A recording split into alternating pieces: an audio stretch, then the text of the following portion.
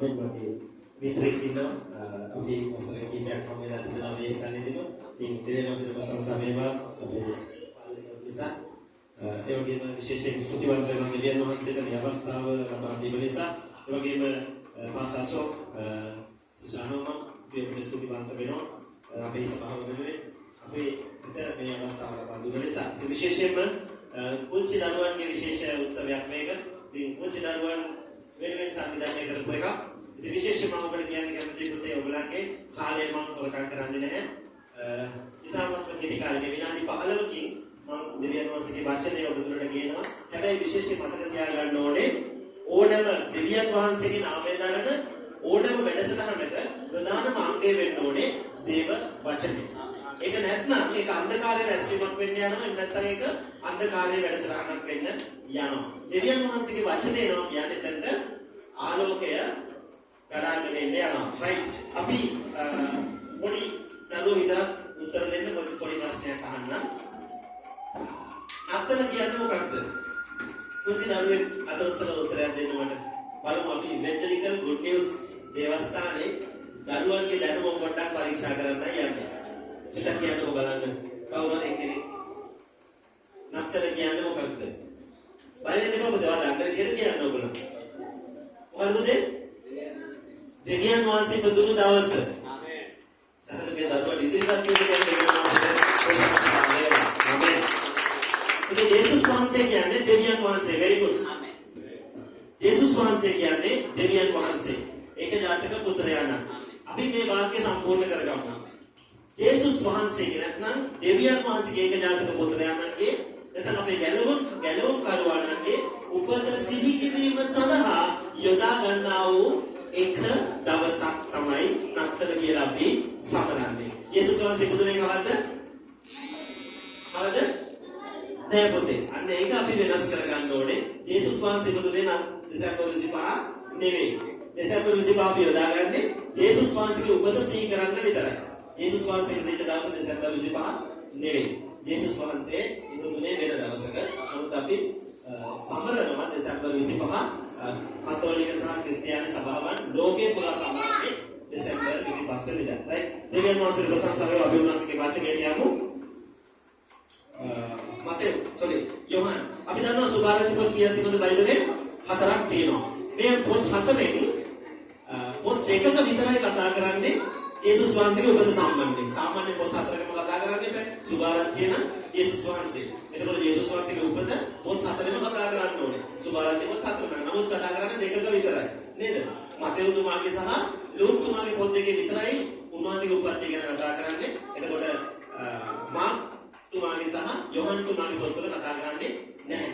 උපත ගැන සඳහන් වෙලා නැහැ. නමුත් අපි දන්නවද මම ඔබට අද කතා කරන්න යන්නේ ඒ සඳහන් නොවන පොතක් වන යෝහන් පොතේ.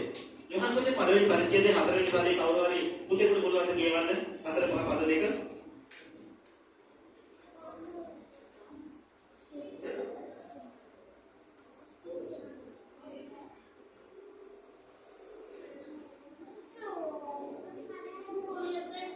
ගොඩක් කාලේ ගන්න බැරි නිසා ඔයගොල්ලෝ හොඳට බලන්න. රයිට්.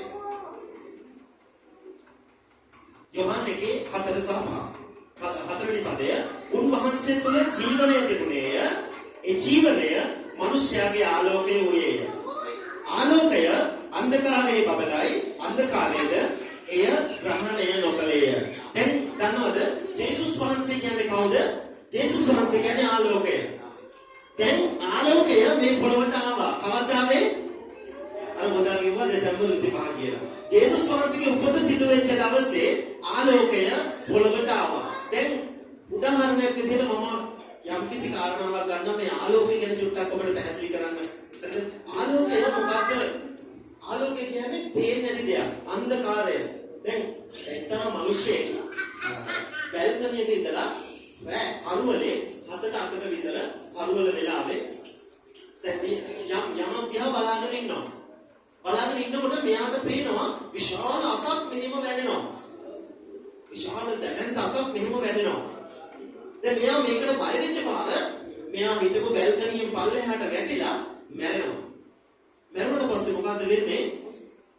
පහුදා මරණ පරීක්ෂණය කරන්න ඕනේ. දැන් මොකද රස පරීක්ෂණය පරීක්ෂකවරු ඇවිල්ලා අර මොකද අධිකරණ වෛද්‍ය නිලධාරිය ඇවිල්ලා තව මොනවද අපරාධ විමර්ශනාංශයෙන් ඇවිල්ලා රහස් පොලිසියෙන් ඇවිල්ලා පරීක්ෂණ පවත්වනවා. පරීක්ෂණ පවත්වලා ඉස්සර වෙලා නිගමනයකට එන්න විදිහක් නෑ මෙයා මැරුණේ කොහොමද කියලා. මෙයා මැරුණේ කොහොමද කියලා නිගමනයකට එන්න විදිහක් නෑ කවුරුත් දැක්කෙත් නැහැ. නමුත් මෙයා බිම වැටිලා මැරිලා. ඊට පස්සේ මෙයා පරීක්ෂණ කරගෙන යනකොට මේ අපරාධ පරීක්ෂණ දෙපාර්තමේන්තුවේ නිලධාරියා තීරණයක් ගන්නවා එයා ඊළඟ දවසේ එයා මැරිච්ච වෙලාවටම මේ පරීක්ෂණය පවත්වන්න. රෑ 7කට විතර එනවා මේ ස්ථානෙට වෙවිලා බලාගෙන ඉන්නවා. බලනකොට ලොකු අතක් මේ මොදරලා වැටෙනවා. ඊට පස්සේ මොකද කරේ? එළි වෙනකම්ම එතන පුටුවක් තියලා වාඩි වෙලා හිටියා. මේ අත එළි වෙනකම්ම වැටිලා. උදේ බලනකොට මේ දින විශාල අමාත්තක්. මොකද උනේ ආලෝකය නැති තැන අන්ධකාරය ක්‍රියාත්මක වෙනවා. අන්ධකාරය ක්‍රියාත්මක වෙනකොට දේවල් පැහැදිලිව පේන්නේ නැහැ. හැබැයි ආලෝකය එනකොට මොකද්ද වෙන්නේ?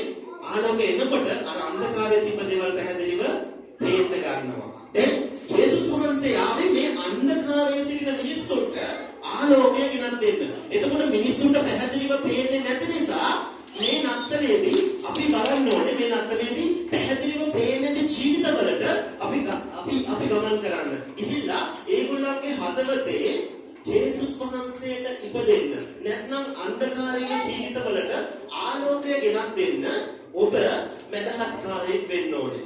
එහෙම වුණාම ජේසුස් වහන්සේ මේ හදවතේ ඉපදුනහම මොකද වෙන්නේ? Tamanට අපැහැදිලි දේවල්, පේන්නේ නැති දේවල් පේන්න පටන් ගන්නවා. දන්නවද? පේන්නේ නැති දේවල් පේන්න පටන් කුඩා දරුවන්ට දේවල් පේන්න අපැහැදිලිව. ඇයි? ඔබ දන්නවද මේ ප්‍රදේශයන් තුල ගත්තාම මේ වගේ ප්‍රදේශයන් වල ගත්තාම ගොඩාක් වෙලාවට මේ වැඩි වැරදි මාර්ගවල යන දරුවෝ වැරදි මාර්ගවලට පෙළඹෙනවා වැඩි නරක වැඩවලට වැරදි වැඩවලට අපිරිසිදු වැඩවලට අප්‍රසන්න වැඩවලට පෙළඹෙනවා වැඩි දරුවෝ. එතකොට ඒ දරුවන් එක කැමති නෑ දෙමව්පියෝ දෙවියන් වහන්සේ කියලා. සමහර තුල ඉන්න දෙමව්පියෝ කැමති නෑ තමන්ගේ දරුවව අර ළමයි එක්ක සම්බන්ධකම් පවත්වනවට. ඇයි? ඒ ළමයා නරක වෙයි. ඇයි? නරක සමාජයේ නරක ගතිගුණ එන්න යනවා. නරක සමාජයට වැටුනම දරුවෝ නරක වෙනවා. හැබැයි එහෙම වෙන්නේ නැති පිරිසක් මේ රටේ ඉන්නවා. කවුද? ක්‍රිස්තියානි. දෙවියන් වහන්සේගේ ආත්මික දරුවෝ, ආත්මික දේව දරුවෝ නරක සමාජයට වැටුනට නරක දේවල් අනුගමනය කරන්නේ නැහැ. මොකද ඒගොල්ලන් තුළ ආලෝකය තිබෙනවා. දෙවියන් වහන්සේගේ ආත්මය උන් තුළ තිබෙනවා. ඒක විනාශයේ තිබෙන දරුවන් තුළ ගමන් කරන්න ගන්නවා. මේ නත්තලේ අපි බලාපොරොත්තු වෙන යේසුස් වහන්සේ කොහෙද ඉපදුනේ? මම පොඩි ප්‍රශ්නයක් අහන්න. යේසුස් වහන්සේ කොහෙද ඉපදුනේ? යේසුස් වහන්සේ කොහෙද ඉපදුනේ? ගබලෙනක ඉපදුනේ. දැන් යේසුස් වහන්සේ ඉපදිලි කරලා කොහෙද ලැබුවේ? ගබෝරුවක. දැන් ගබලෙනක ඉපදුණු යේසුස් වහන්සේ දෙවියන් වහන්සේ සර්ව බලධාරී. උන්වහන්සේගේ ඒකජාතක පුත්‍රයාණන් ඉපදෙනවා ගබලෙනක. සර්ව බලධාරී දෙවියන් වහන්සේගේ ඒකජාතක පුත්‍රයාණන්. මේ ලෝකේ කරන්න බැරි දෙයක් උන්වහන්සේට තියනවද? උන්වහන්සේට මොනවද කරන්න බැරි? මේ දැන් අපිට මේ දැන් ගැහණු කෙනෙක් පිරිමි කෙනෙක් වඩපත් කරන්න පුළුවන් දෙවියන් වහන්සේට. දන්නවද? උන්වහන්සේට මේ පොළොවේ කරන්න බැරි දෙයක් නැහැ. එහෙනම් යේසුස් වහන්සේට ඉපදෙන්න තැනක් තිබෙන්නේ නැහැ. යේසුස් වහන්සේ ඉපදුනේ ගබලෙනක. උන්වහන්සේ දිත්නදම රාජමාලිකාවක් කරන්න. එක වචනකින් කරන්න බැයිද? මේ ලෝකේ එක වචනකින් මැවුවා නම් ගොඩබිම වතුර ගොඩබිම වෙන් කරා නම් මොහොත ජලය ගොඩබිම අහස පොළොව වෙන් කරා නම් සත්තු මැවුවා නම් දස්කොළන් මැවුවා නම් මිනිස්යව මැවුවා නම් කාන්තාව මවල මිනිස්යට දුන්නා නම් උන්වහන්සේට බැයිද යේසුස් වහන්සේ ඉපදෙන මාලිකාවක් මවන්න එතන? උන්වහන්සේට බැයිද රාජමාලිකාවක් මවන්න? ඇයි එහෙම නොකළේ? එහෙනම් උන්වහන්සේට තිබ්බේ නැද්ද යේසුස් වහන්සේට හොඳ සිරියහන නැත්නම් රෝසමල් යහනාවක් නිදා ගන්න හදලා දෙන්න? ඇයි කලේ උනේ උන්වහන්සේට? ඇයි උන්වහන්සේම කලේ නැත්තේ? දැන් අපි ආදර්ශෙ ගන්න ඕනේ. දරුවෝ මේක මම දරුවෝ වෙනුවෙන් කරන්න අවදේශනාවක්. ඔබ දැන් තීරණය ගන්න ඕනේ මම ඒ කිලිටි මිනිස්සු අපවිත්‍ර ළමයි විනාශයෙන් යන ජීවිතවලට මම ආශිර්වාදයක් වෙන්න ඕනේ. ඔබට පුළුවන් ද මේ නත්තලේ කරන්න? ඔබ ගන්නවද මේ නත්තලේ තීරණය? එහෙනම් මේ සභාව ඔබ දරුවන්ගේ පිරෙන්න යනවා. ඔබේ මේ සභාවේ සබත් පාසලේ දරුවෝ ඊළඟ නත්තල වෙනකොට කොච්චරක් වැඩි වෙයිද? කැමතිද වැඩි වෙනවද? ඒ ජීවිත විනාශයෙන් ගැලවිලා තමයි සබත් පාසලේ සෙනඟ වැඩි වෙන්නේ. නරක දරුවෝ ඇවිල්ලා නරක සමාජයක් ගොඩ නැගෙනව නෙවෙයි. ඒ විනාශයෙන් දරුවෝ ගැලවිලා හොඳ දරුවෝ බවට පත් වෙලා ඊළඟ නත්තල වෙනකොට විශාල දරුවෝ ප්‍රමාණයක් මේ සභාවෙ ඉන්න යනවා. ගොඩාක් දරුවෝ මේ සභාවෙ ඉන්න යනවා. මිනිස්සු ඉපා කරපු දරුවෝ මිනිස්සු පිළිගන්න දරුවෝ බවට පත් වෙනවා. ඒකේ ගෞරවයෙන් යන්නේ කාටද? ඔබටයි. අපි උඩඟු කමෙන් මම ගැලවීම ලබපු කෙනෙක්, මම සභාවක ඉන්න කෙනෙක් කියලා අපි උඩඟු කමෙන් තමයි ගොඩක් සභාවන් වල දරුවෝ ඉන්නේ. දෙමෝපියෝ ඉන්නේ. මගේ දරුවා ගැලවීම ලබලා ඉන්නේ. මගේ දරුවා ධර්මිෂ්ඨයි. මගේ දරුවා පව් කරන්නේ නැහැ. මගේ දරුවා වැරදි කරන්නේ නැහැ කියන ඒකමතික තීරණ වල තමයි මිනිස්සු ඉන්නේ. අද සභාවේ. නමුත් මේක වෙනස් කරන්නට අවශ්‍යයි. දන්නවද? ඔබේ දරුවා හරහා තමයි විනාශ වෙන දරුවව ගලව ගන්න, නිදහස් කර ගන්න පුළුවන් වෙන්නේ. අද පාපයෙන් පිරිච්ච දරුවෝ මට ඕන තරම් හම්බ වෙලා තිබෙනවා. මගේ පිරිත මේ ළඟදී මගේ භාර්යාව මේ ළඟදී දවසක් කියනවා මගේ දරුවා මෙන්න මේ දරුවත් එක්ක සම්බන්ධකම් පවත්වන්න ඉපයි දරුවා බැනලා එලවන්න කියලා. අපිට එහෙම කරන්න පුළුවන්ද? අපිට එහෙම කරන්න බෑ. ඇයි? අපි මොකටද මේ පොළවේ අපි ඉන්නේ? ක්‍රිස්තියානි කියන ඔබ ඇයි ගැලවීම ලබන්නේ? ගැලවීම ලබන්නේ මිනිස්සුන්ගේ ගැලවීම නිසා. ඒක හේතුව තමයි මම ඔබට මේකේ 8 වෙනි පරිච්ඡේදයේ 12 වෙනි පදේ පොඩ්ඩක් අපි යමු. යෝහන් 8 වෙනි අපි බලමු මොකක්ද ඒක කියන්නේ කියලා. 12 right 8:12. එබැවින් යේසුස් වහන්සේ නැවත උන්ට කතා කරන්නේ මේ ඉස්සර කතා කරේ යෝහන්. දැන් කවුද කතා කරන්නේ? යේසුස් වහන්සේ කතා කරනවා. බලමු මොකක්ද කියන්නේ. එබැවින් යේසුස් වහන්සේ නැවත උන්ට කතා කරමින් මම ලෝකේ ආලෝකය මානුවෙන්න අන්ධකාරයෙන් හැසිරෙන ජීවනයේ ආලෝකය ලබන්නේ යේසුසේ කරේ. යේසුස් වහන්සේ කියනවා මමයි ආලෝකය. උන්වහන්සේ පොළොවට ආවෙම අන්ධකාරයේ තියෙන තැන ආලෝකයක් වෙන්න. උන්වහන්සේ පොළොවේ ඉපද ලැබුවේ ආලෝකයක් වෙන්න. උන්වහන්සේ කවරුවක තැම්පත් කරේ ආලෝකයක් වෙන්න. උන්වහන්සේ මරණය දක්වාම පියාණන් වහන්සේට කී කරුණා. එහෙනම් අපිට මොකද තියෙන වගකීම? මරණය දක්වාම දෙවියන් වහන්සේට කී කරු වෙන්න ඕනේ. ඒකයි යේසුස් වහන්සේ මුලින්ම ඇවිල්ලා අපිට ආදර්ශයක් වුණේ. එහෙනම් උන්වහන්සේගේ උපතේ පටන්ම මරණය දක්වාම ඔබටයි මටයි ආදර්ශයක් වෙලා තිබෙනවා. එතකොට අපි උපතේ ඉඳන්ම මරණය දක්වා යේසුස් වහන්සේට ආදර්ශයක් වෙන්න ඕනේ නැද්ද? අපි යමු 4 වෙනි පරිච්ඡේදයට. යෝහන් 4.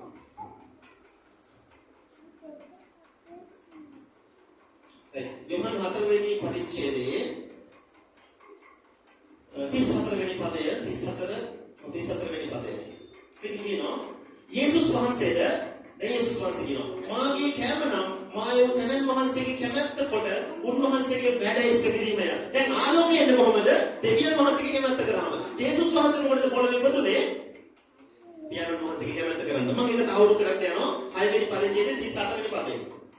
right ඒකෙම 6 වෙනි පරිච්ඡේදයේ 38 වෙනි පදේ 38 39 40 පද තුන. හරි ලස්සන දෙයක් කතා කරනවා. මෙන්න බලන්න මොකද්ද කියන්නේ කියලා. මක්නිසාද මා ස්වර්ගයෙන් බැස ආවේ. යේසුස් වහන්සේ ස්වර්ගයෙන් බැස ඇවිල්ලා ගවවරුවක ඉපදුනේ, ගවමඩුවේ ඉපදුනේ. යේසුස් වහන්සේ බවට පත් උනේ ඇයි?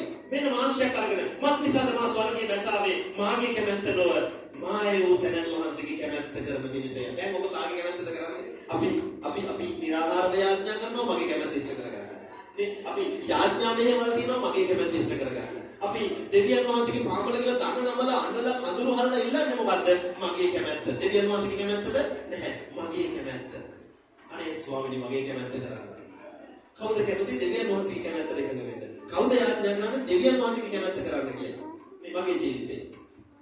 මගේ අවශ්‍යතාවය ස්වාමීනි ඉෂ්ට කරන්න. මගේ ගේ හදාගන්න උඩ තට්ටුව ස්වාමීනි තාම හදලා තුන්වෙනි තට්ටුවේ තව ටිකක් වැඩ තියෙනවා. ඒකට සල්ලි නැහැ. මොන අපේ යාඥාවල් නිරාහාරව යාඥාව කරනවා. නිරාහාරව යාඥාව මෙහෙවලට සහභාගී වෙනවා. ඒ වෙන්නේ මේ කාරණාව සම්පූර්ණ කරගන්න. නැත්නම් මගේ පුතාගේ ජීවිතය පාස් කරගන්න ස්වාමීනි. නැත්නම් මගේ පුතාගේ ඕල් ලෙවල් පාස් කරගන්න ස්වාමීනි. මම යාඥා කරනවා. නමුත් මොකද්ද අපි යාඥා වෙන්න ඕනේ? මේක කියනවා මක්නිසාද මා ස්වර්ගයෙන් බැස ආවේ. උන්වහන්සේ ආවෙම යම් කිසි කාරණාවකට ඔබ පොළොවේ පත් කරලා තියෙන්නම ඔබ පොළොවේ අත්තිමාලම් දාන්න කලින් එපිස දෙවෙනි පරිච්ඡේදයේ 10 වෙනි පදයේ කියන බලන්න මොකක්ද කියන්නේ කියලා. කියනවා පොළොවේ අත්තිමාලම් දාන්න කලින් මිනිස්යාව මිනිස්යාගේ නියමය දෙවියන් වහන්සේ දැනගෙන සිටියා. ඔබ කවුද? ඔබ මොනවද කරන්නේ කියලා දෙවියන් වහන්සේ දන්නවා. හැබැයි මෙහෙම එකක් තිබෙනවා. දෙවියන් වහන්සේ ඉඩහරින ඔබේ කැමැත්තටයි දෙවියන් වහන්සේ මැව්වේ මිනිස්යා කොහොමද? නිදහස් කැමැත්ත සහ තීරණ ගැනීමේ අයිතියත් එක්ක. නිදහස් කැමැත්ත තීරණ ගැනීම අයිතිය. ඔබට ඕන පව් කරන්නත් පුළුවන්, නොකර ඉන්නත් පුළුවන්. ඒක දෙවියන් වහන්සේ බලපෑම් කරන්නේ නැහැ. ඒ නිසා අනේ ස්වාමීනි මාර්ග පාපයෙන් වළක්වන්න කියලා යාඥා කරන්න ඒක ඉෂ්ට වෙන්නේ නැහැ. ඒ නිසා ඒක ඔබේ තීරණයක්. right? හැබැයි දෙවියන් වහන්සේ ඔබ පාපයෙන් මිදෙන්න කැමති නම් ඔබට පුළුවන් ඔබේ හදවතින් දෙවියන් වහන්සේට කීකරු වෙන්න.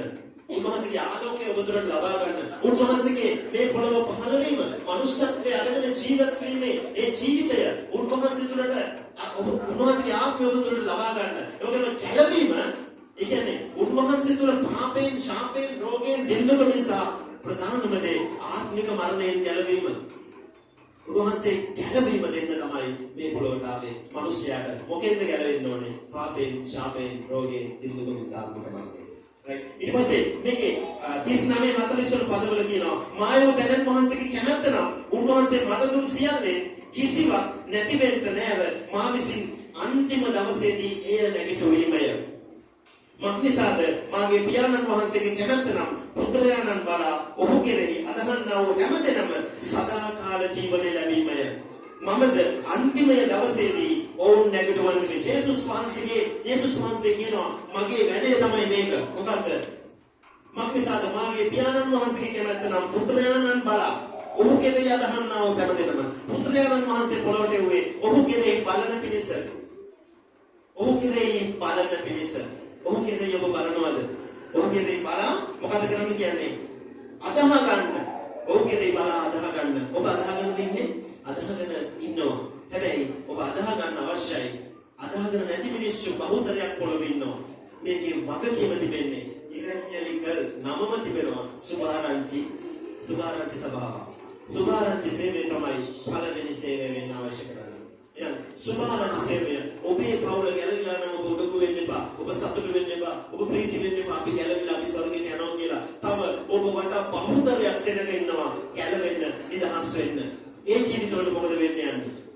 ඒ ජීවිතේ වගකීම තිබෙන්නේ ඔබ ළඟයි. මොකද ස්වර්ගයේදී ලේවලට ගණන් දීමක් තිබෙනවලු. ඒ ලේවලට ගණන් දීම තියන්නේ යන්නේ ඔබ වටේ ඉන්න අය ගැන. ඔබේ පවුලේ අය ගැන පමණක් නෙවෙයි. ඒ නිසා මේ රාත්‍රියේ මේ නත්තලේ අපි තීරණයකට එමු. මේ නත්තලේ අපි කී දෙනෙක් කැමතිද? අපි තව එක වචනයක් බලලා අපි ආඥා කරන්න යමු. හේබ්‍රේව පොතට යමු මොහොතකට. හේබ්‍රේව 10 වෙනි පරිච්ඡේදයේ 5, 6, 7 පද තුන පොඩ්ඩක් කියවමු. ඒක ඔබ පෙළ ගන්න එපා. මම ඔබ අහගෙන ඉන්න මම කියන්න. එහින් උන්වහන්සේ ලෝකෙට එනකල කතා කර ඔබ පූජාවටත් පඬුරටත් කැමති නොවේ නම් කැමති නොවි ශරීරයක් මට සූදානම් කර දුන්සේක. බලන්න උන්වහන්සේ දවන පූජාව වලට කැමති නැහැ. සත්තු මරලා පූජා කරන්න බෑ. ඊට පස්සේ මොකද කියන්නේ? මුළු දවන පූජාවට පාප පූජාවලට ඔබ ප්‍රසන්න නොවසේක. උන්වහන්සේ දවන පූජාවටයි පාප පූජාවයි කරලා පාප කමාව කරන්න බෑ. එවිට මම කතා කොට දෙවියන් වහන්සේ මෙන්න